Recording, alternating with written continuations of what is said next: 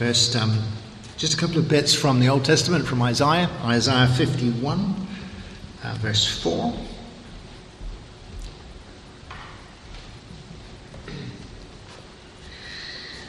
Listen to me, my people, listen to what I say.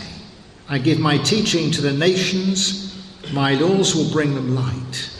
I will come quickly and save them. The time of my victory is near. I myself will rule over the nations. Distant lands wait for me to come. They wait with hope for me to save them. Look up at the heavens. Look at the earth. The heavens will disappear like smoke. The earth will wear out like old clothing, and all its people will die like flies. But the deliverance I bring will last forever, and my victory will be final. Listen to me, you that know what is right, who have my teaching fixed in your hearts. Do not be afraid when people taunt and insult you. They will vanish like moth-eaten clothing. But the deliverance I bring will last forever, and my victory will endure for all time. And then very familiar words from Isaiah 52, beginning at verse 7. How wonderful it is to see a messenger coming across the mountains, bringing good news, the news of peace. He announces victory and says to Zion, your God is king. Those who guard the city are shouting together for joy. They can see with their own eyes the return of the Lord to Zion. Break into shouts of joy, you ruins of Jerusalem. The Lord will rescue his city and comfort his people.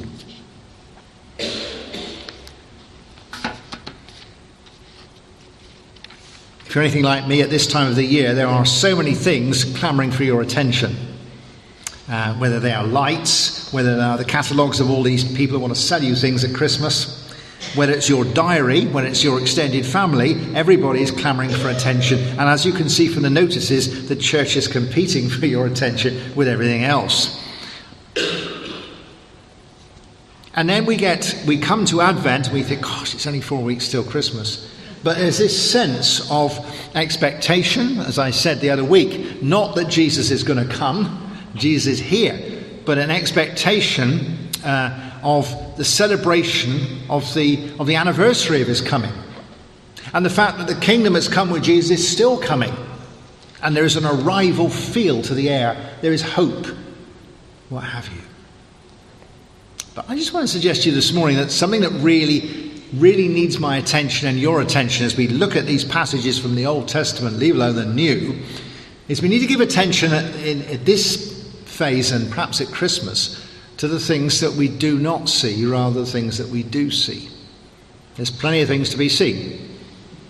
But what about the things you don't see? After all, we're men and women of faith, and as it says in Hebrews 11, faith gives substance to our hopes, the Advent hope, and makes us certain of the realities we do not see. The realities that we do not see. What about the realities that you do not see? There are three sorts of realities at least that occur to me of what we don't see. We don't see things that are intrinsically invisible. The ancients used to think about the wind, but we would think more in terms of abstract things like emotions and thoughts and beliefs and spiritual things that are inherently invisible. Then we don't see the things that are visible but haven't arrived yet, like the presents people are going to give you. You haven't seen them yet. They will be visible when hopefully they arrive. We don't see what the solution to Brexit will be yet. We haven't seen it. No one's seen it, but possibly it will happen, you know? But there are also things that we don't see that are invisible not because they're invisible, but because we don't see them because we're not looking. Walking down Chapel Street this morning, I wondered if I could tell you the order in which the shops happen from the top of Chapel Street down to the church, which I walk in about half a dozen, if not a dozen times a week. But I don't know what order the shops occur in because I'm not looking at them. I don't see it. So what about the things that are invisible? When we read these great passages from Isaiah, there's lots of things there in history that are visible. You can see the ruins. They would later see the way that Babylon was replaced by the Persians, and the Persians changed their foreign policy, and so there was a great return to Jerusalem. They could see Ezra as he proclaimed the great gospel of what they ought to be doing. They saw Nehemiah when he was organizing them. They saw the walls built and the temple built. They saw the return. But this is an act of God, and they didn't see God. This is a spiritual activity spread across the Middle East. It is the Spirit of God, who is unseen, no one has ever seen God, that drives all of this. So the dynamic of make way is for a king who is not seen, who is a spiritual being. And without that, you've just got a bit of reconstruction and change in foreign policy. And when we come to the New Testament, we have a spectacularly supernatural event, don't we?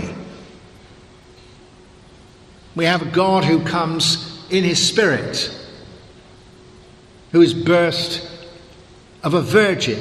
How does that happen? Does anybody see that happen? Does anybody see how the Holy Spirit comes into her womb and makes it happen? This is intrinsically invisible. The angels that arrive are a symbol of the supernatural, the star that moves. What moved the star? It is a supernatural thing. None of this Christmas stuff works without the Spirit of God in full activity, the whole Trinity in partnership. Really, truly, the things you don't see are the things that make it all happen. The things that you do see are so much more less. I mean, whether you see camels or whatever it is you see, or donkeys or bits and pieces, it is the supernatural, the spiritual, the unseen, which is the driving force for all of this. We need to give attention to that. And it's not always the case. And certainly the world is not happy with it. It wants to be secularized, doesn't do the spiritual thing. We need to give attention to that, don't we? The average school carol service is great with a nativity play, We've got everything. We've got everybody there in tea towels. It's all there. You can see it. It's lovely. You may or may not have an angel. The angel gives a kind of religious, Christmassy feel to it. But you might not have an angel. You might have a star. Or if it's just want to get a nighttime feel, you might have the moon. And we lost the plot. And there's always a difficulty, isn't there, in the school play, how to smuggle the baby in.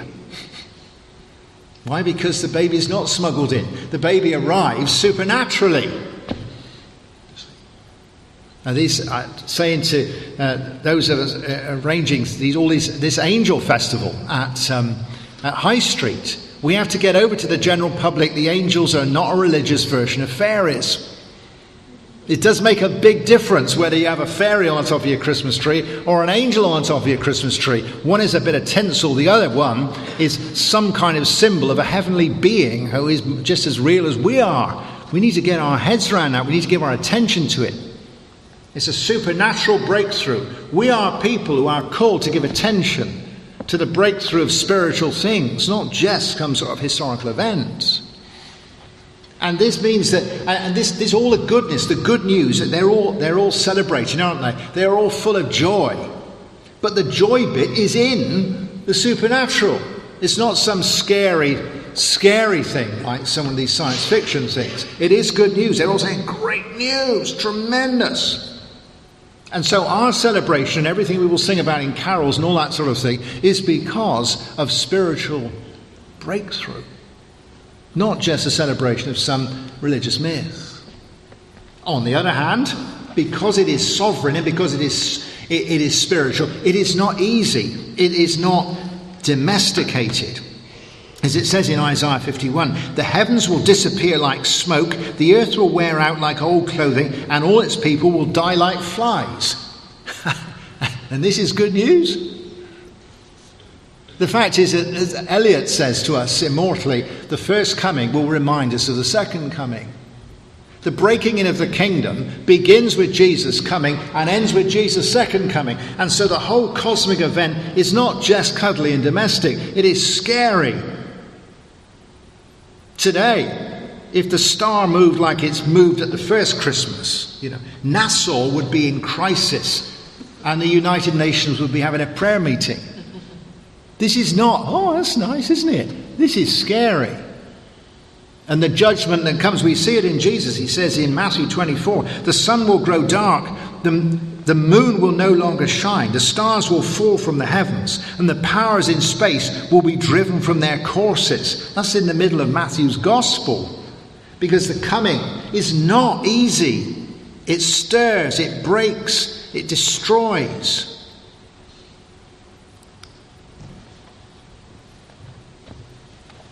And if we are to give attention to the spiritual realities of this Christmas, we really can only do that with a good spiritual relationship with Jesus.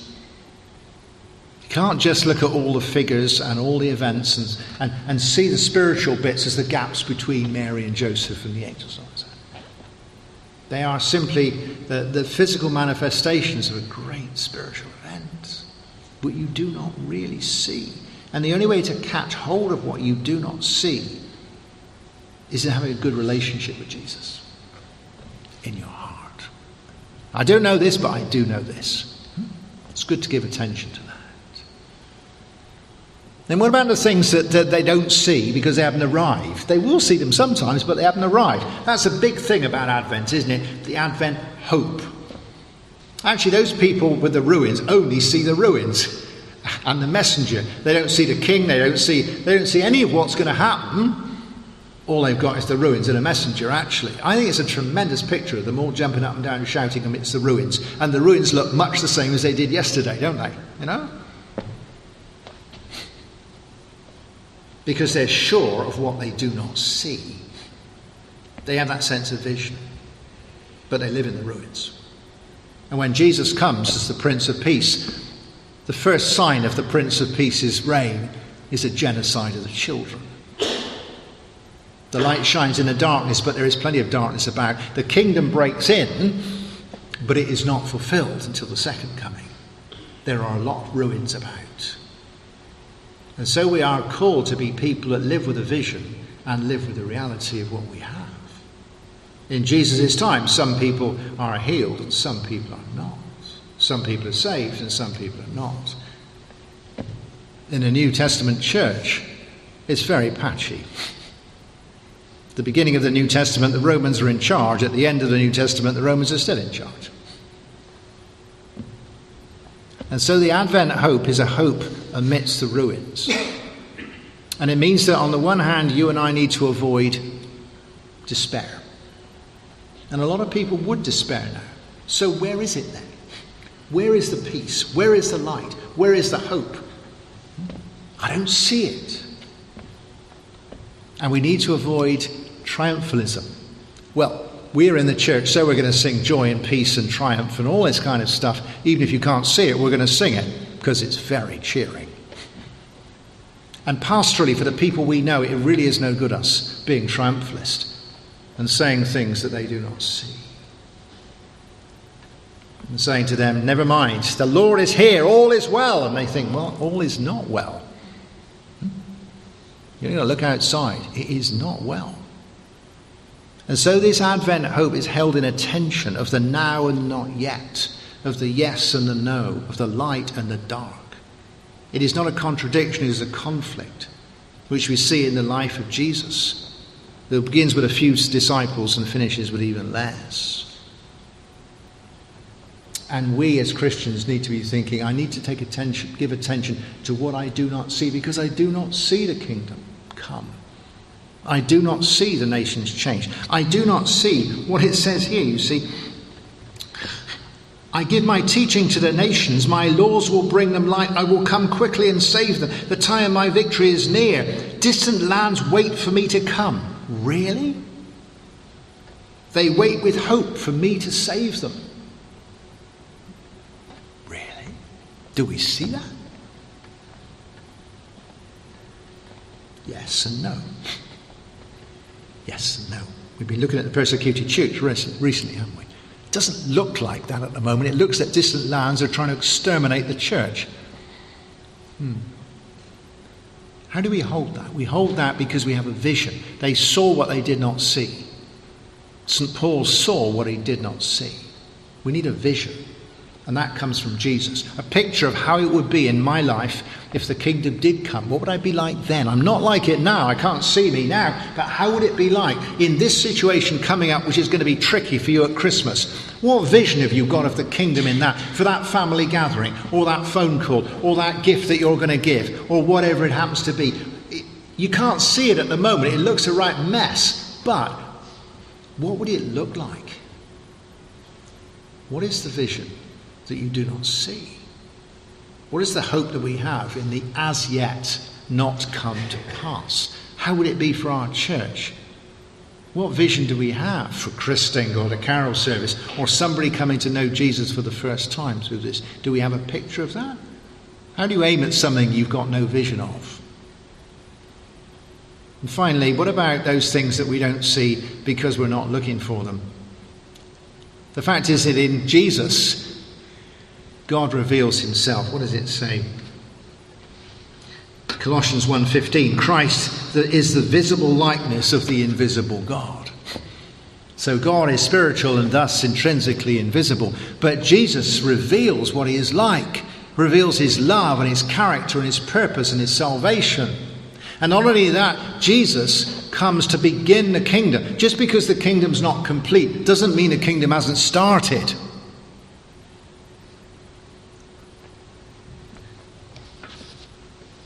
And yet those people, they wouldn't see it. It was there in front of their eyes. Jesus comes into the synagogue and says, today this is fulfilled in your sight. And they said, well, it doesn't look like it to me. Just like the same synagogue, you know. They wouldn't have it, would they? Can any good thing come out of Nazareth? There are signs of the kingdom. People are healed. He has a demon. St. Paul preaching supernaturally. And they say, great learning has made you mad. They will not hear it. They're so used to such an invisible out there God that they're not going to see him when he reveals himself. They're so used to the new Israel being apocalyptic, which will one day come and certainly hasn't come yet, that they're not there to see what is to be seen any more than I am. I miss things. You ask me, what is on the mantelpiece at home? I have no idea what is on the mantelpiece at home. It's been there for the last 7 years, but I don't know what it is. I don't see it, but it's there to be seen. And so this Christmas I need to give attention to things that I do not see, although they are there to be seen. I need to give a new attention to Jesus' revelation at Christmas, rather than think, oh, I know all that. I know all that. I learned that in Sunday school. No. Have a fresh look. Give attention to it. You're not seeing it, are you? What are you missing? Next time we run through the Christmas story, you know, Luke and Matthew, shepherds, angels, wise men, all this sort of thing. What are you missing about what God wants to speak to you about? Because you're not seeing it, but it's there to be seen. And what about the kingdom? What about the green shoots? Just because the world is not new does not mean the world is all old. But we don't see it very often. I don't think I'm transformed since last year, but there are better things in me than there were last year. It's certainly, our church is not transformed since last year, but there are some good signs. And you begin to see what God is doing, what he's already done, and give thanks. Just be like those people standing in the ruins, but they're still saying, at least we got a messenger. At least we can see the messenger. Here is a green shoot. Perhaps we can see the smoke over the horizon where the battle has been won. But I see what there is to be seen. And when I do, it gives substance to all of my hope. Because when I see Jesus, he gives substance to the invisible God and all the supernatural world. And when I see the new beginnings of the kingdom in my life and around me, then it gives substance to the vision, because it's the beginning of the vision. I did a wedding many years ago now. A really nice guy who was working on the reconstruction of St Pancras and King's Cross, which was then one of the biggest building sites in the world. And his company had produced one of these amazing brochures of how it was going to be like when it was finished. computer-generated models of trees and water and parks and wonderful sort of office blocks and preserved things, billions of pounds. Great. But at the time, it was just a big, muddy building site. I think that's a really good picture. That's where we are.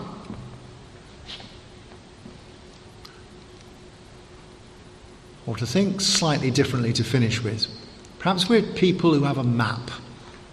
The map has been designed by someone who is unseen, the map maker. And we know on the map that there's this great hill where there'll be a great view to which we need to go. We can't even see the view. We can't see the hill. But if we can find out where we are on the map, we can say, oh, there's a tree over there. That's right, that's on the map. And there's a house over there. There's a map. Then we think, well, let's see what we can see rather than trying to look at what we can't see. Let's see that. And that gives us confidence, because if the tree's there and that house is there, then do I not believe in the hill? And do I not believe in the map maker? And having done that, do I not then, with fresh confidence, walk on in this way? Band are going to come and play for us. It's a great first line. It's enough. This is a great hymn, but it's good enough. My hope is built. My hope is built on nothing less than Jesus.